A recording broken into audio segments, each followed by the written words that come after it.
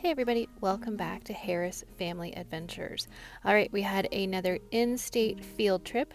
We went ahead and drove the approximately 2 hours to Kearney, Nebraska. If you're not from Nebraska, you might think it's pronounced Kearney, but it's Kearney.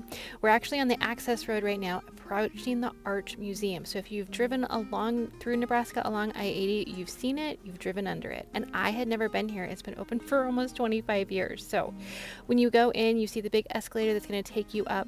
But then on the ground level here is where there is a gift shop. And yes, we did purchase things in the gift shop, and you can buy tickets there. You can buy them online beforehand too.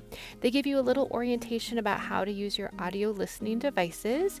And then there's a gentleman that kind of can answer any questions, and then you get started. Along the way, there are black boxes that you look for, and your audio device should automatically start playing. So at the bottom, there's actually the first device, so before you go up the escalator. And yes, it is wheelchair accessible. There are elevators available. So right now, Reese and I were both listening to our devices. There's also signs along the way that give some more information, so you can read those as well as listen to the audio device. And then you can get started up the escalator. You kind of go through a covered wagon, and then I debated leaving the sound on for this part. When we entered, there was a thunderstorm. Of course, a reenactment of a thunderstorm. So you can see the lightning, and it was very loud, the thunder. This is the only part that we were talking, for little kids, it might be kind of scary because it was dark and thundering. I didn't leave the audio on just because it sounds like thunder, but you can imagine. It was really cool. Here in Nebraska, we do have a lot of thunderstorms, so it was very realistic. And it was neat to be able to kind of see some of the background in what it would have been like to be on the prairie during a thunderstorm. And there's one of those black boxes you can see. This was me trying to see in the recreation of one of the little houses, one of the little shelter things that they had there. And then you can see this is the same room. So it cycles between like the sun rising and daylight sun, and then the storm rolls in. I would say the cycle takes 5 to 7 minutes. So you don't have to be in there for the thunderstorm. Again, that might be a little scary for kiddos. One of the things I really liked is you can see this is just set up there. There's no boundaries. I mean, we didn't touch it. I'm sure you're not supposed to touch it. But it wasn't like things behind glass. Like you were able to kind of get up close and personal. And these are, real people, and they were dirty like they would have been, and that type of thing. We have done some reading about the Oregon Trail and pioneers, and so that was very appropriate to visit. Just quickly, the cost, it was $15 for me, and I believe it was $6 or $7 for Reese, ages 5 through 12, so not too bad. Next we went, and they had this screen with some wild grass set up in front of it. And then on our little audio device, it said to be listening for and watching for a herd of buffalo. So buffalo were, obviously very important to the Native Americans when they lived in this area. Unfortunately, their numbers were decimated by quite a bit. We've tried to work to have them come back. So we kind of gave up, and then about 30 seconds later, this came. So it was cool because it was kind of like they were running towards you. I mean, it wasn't like 3D. You knew they weren't going to get at you, but there was sound accompanying it. And just to imagine that you're staying on the plains, and then this herd of buffalo comes running towards you. So this was kind of the next room. And if you're wondering, yes, we are above the interstate at this time. Here was another setup. So again, there's no boundaries keeping you from this area. You can, if there was even a little seat, you could sit down with these guys. These were guys that were headed out on the gold rush. So one of the things I didn't even realize, being a native Nebraskan, is that the Mormon Trail went through Nebraska, the Oregon Trail, the California Trail. There were so many paths that kind of all converged through Kearney, out through the rest of the state, and then separated to their different areas. So I know a lot about the Oregon Trail, but I didn't realize that these other trails also utilize kind of the same path. So that was about the 49ers, and then we have this one talking about the hand carts that some of the Mormon expeditions used as they took the Mormon Trail through the state. And you can see there that number 19. So along with the black boxes that your audio player would start automatically playing, if you wanted additional information, you just typed in those additional numbers. And we probably did a third of them. We really liked the museum, but Reese was kind of ready to always move on. But even there, the people's noses looked like they were running, and it looked like there was water. You can see your hand looks wet there. So pretty realistic. And again, you can kind of get up close and personal with the people. I thought this was an awesome one. You can see another black box there, just talking about the loss that occurred. They said 1 in 10 people, which honestly, I thought more than that perished along the journey, but maybe they just like stopped where they were. So you can see they recreated a cart, and it just kind of made me sad thinking about all of these possessions that have been left behind, maybe the chair that had been in the family forever, or the clock that had been around for a long time.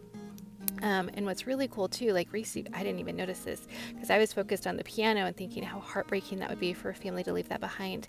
But then they had just like books kind of strewn about, pages just like you would find them probably abandoned on the prairie if something had happened. And then of course there's a grave there. So it's sad, but I think it's an important thing to remember, like just how harrowing this journey was. Then they had things like this. I thought that was it was a barrel that the post office used with some letters in there. Here's what I was talking about. So you can see those different, and this is what I didn't realize.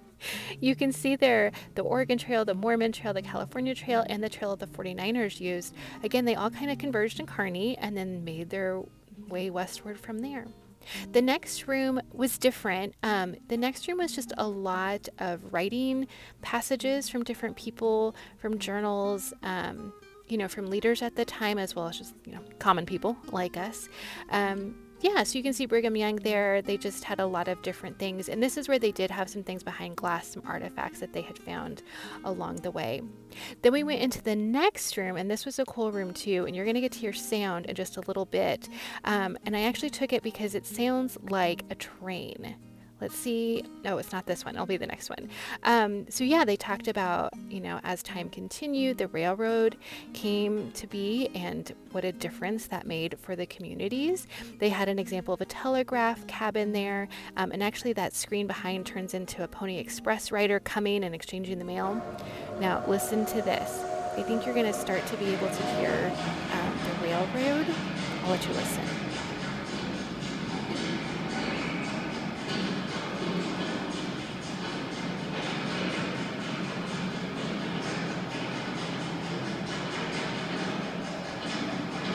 Isn't that cool? With like the lights flashing, obviously there's no train car, but it just really felt like, oh, there's a train overhead. And even then we went upstairs and it, you get to see the sign about the railroads connecting, all that kind of stuff.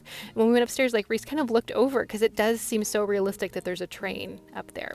And again, we did go upstairs. There was an elevator easily accessible for that. So yeah, they just had some more artifacts here. I was surprised about that. A 25-cent paper currency bill. Had no idea that even existed.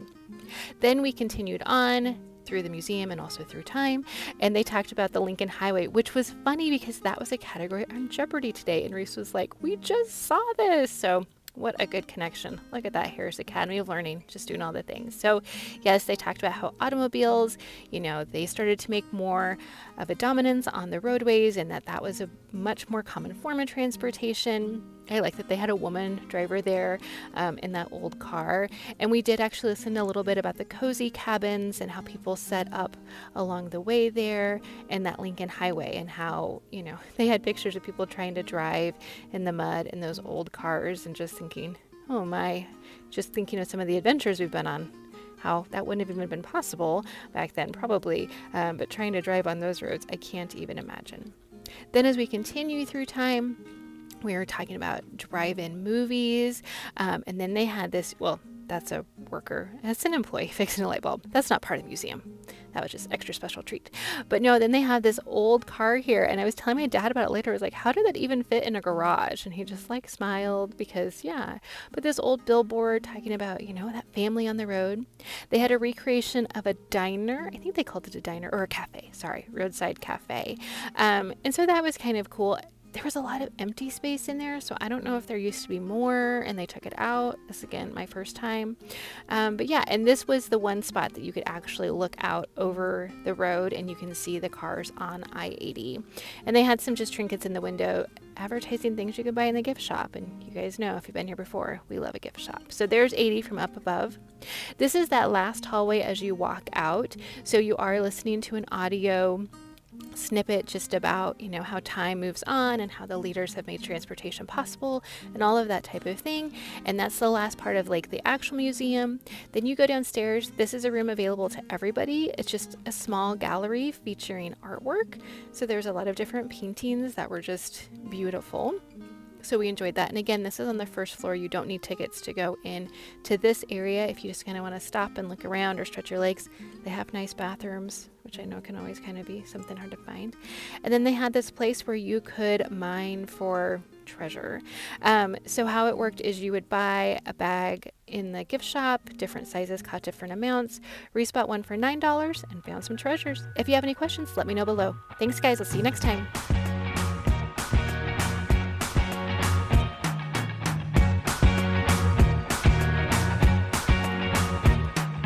Can't forget the day we met. Your eyes so blue, me piercing through.